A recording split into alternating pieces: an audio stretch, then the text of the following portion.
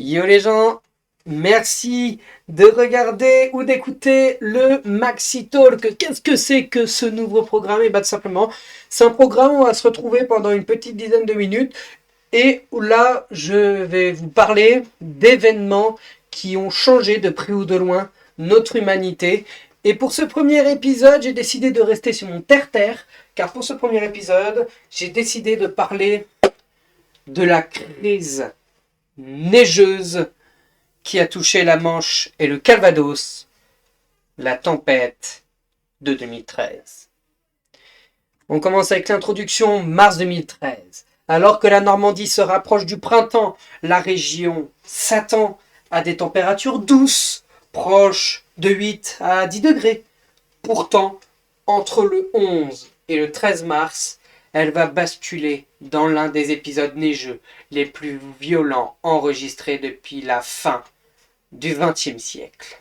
La Manche et le Calvados vont être frappés par une tempête d'une intensité exceptionnelle, apportant sur certaines zones jusqu'à 60 cm de neige, voire plus de 1,5 m en congère sous l'effet du vent.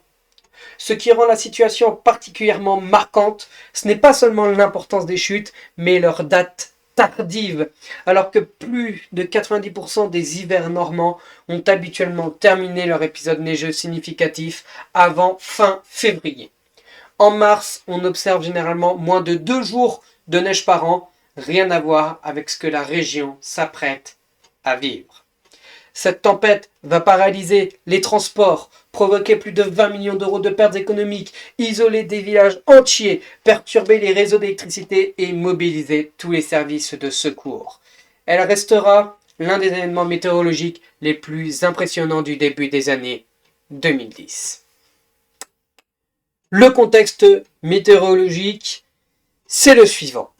Pour comprendre l'épisode, il faut remonter à la configuration atmosphérique exceptionnelle qui s'est installée depuis début mars 2013. Un puissant anticyclone était positionné sur la Scandinavie. Ce système a aspiré de l'air froid venu de Russie où les températures avoisinaient les moins 15 à moins 20 degrés Celsius et a envoyé ce flux glacial directement vers la France. Au même moment, une dépression atlantique active remontait vers la Manche. La rencontre entre cet air humide et l'air continental très froid a généré des précipitations entièrement neigeuses.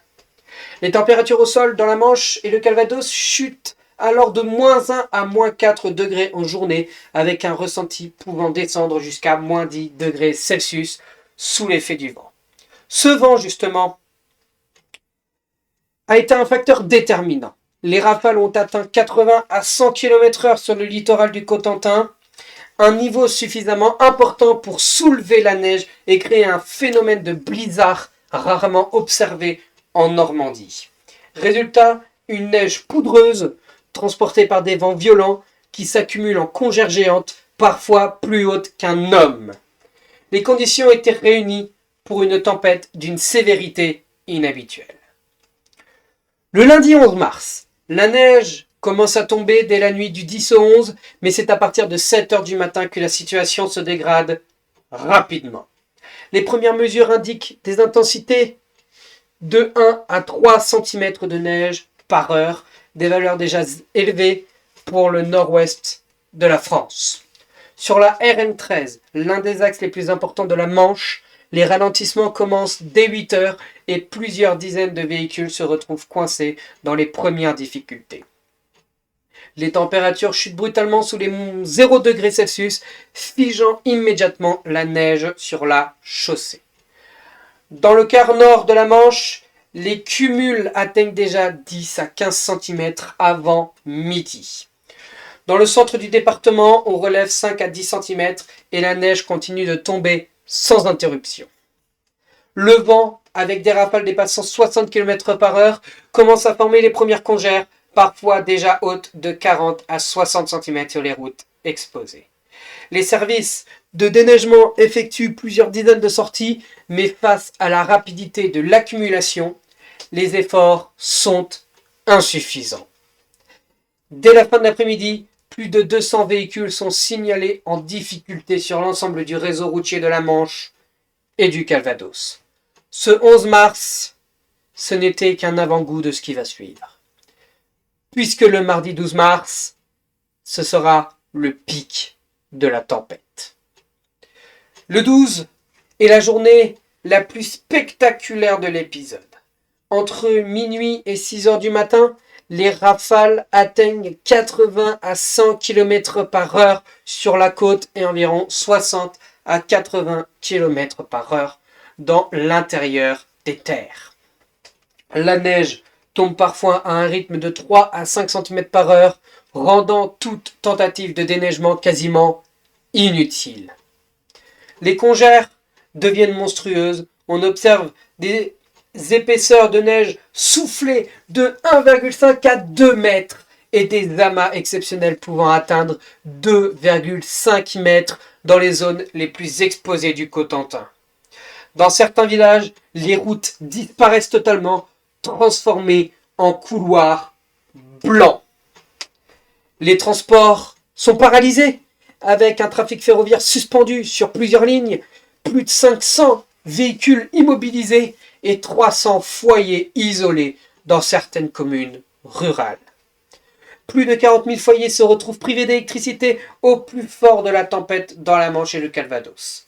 Les secours réalisent plus de 1100 interventions en 48 heures, soit près de 4 fois le volume d'une période normale. C'est l'une des seules fois en 30 ans où la Manche a connu un blizzard aussi fort. Maintenant, les conséquences de cette tempête. Les dégâts laissés par la tempête sont considérables. Sur les infrastructures d'abord, plusieurs centaines de poteaux électriques sont arrachés ou endommagés. Une partie du réseau doit être réparée intégralement. Au total, ce sont environ 150 km de lignes électriques qui nécessitent une intervention. Plus de 300 personnes sont hébergées dans des centres d'urgence, gymnases et salles communales. Les écoles ferment pendant 1 à 2 jours dans certaines communes.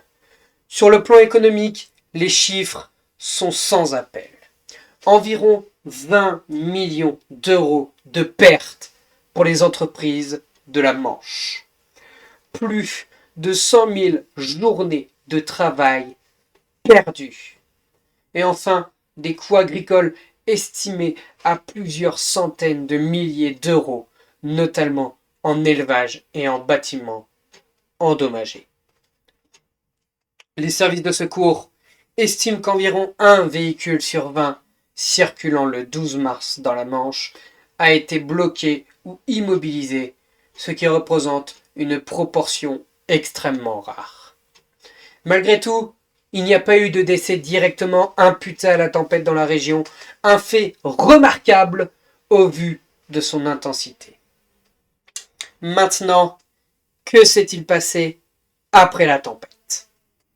Le 13 mars, les chutes se calment enfin, mais le froid reste installé.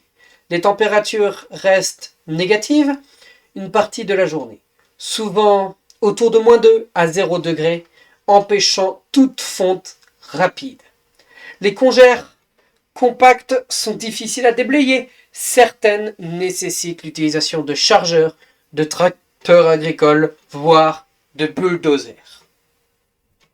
Dans certaines zones rurales du Cotentin, il faut 5 à 6 jours pour retrouver une circulation fluide sur toutes les routes communales.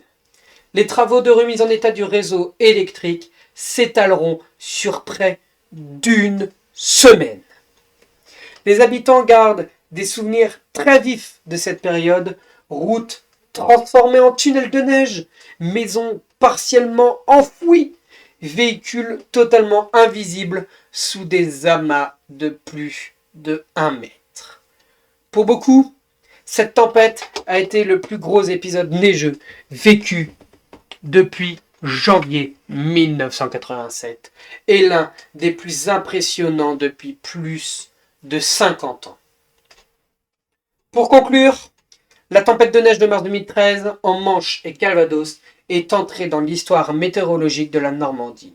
Par son intensité, sa durée, ses rafales, ses congères gigantesques, ses coupures électriques, son coût économique et sa date extrêmement tardive. Elle restera longtemps comme l'une des plus grandes tempêtes hivernales du début du XXIe siècle.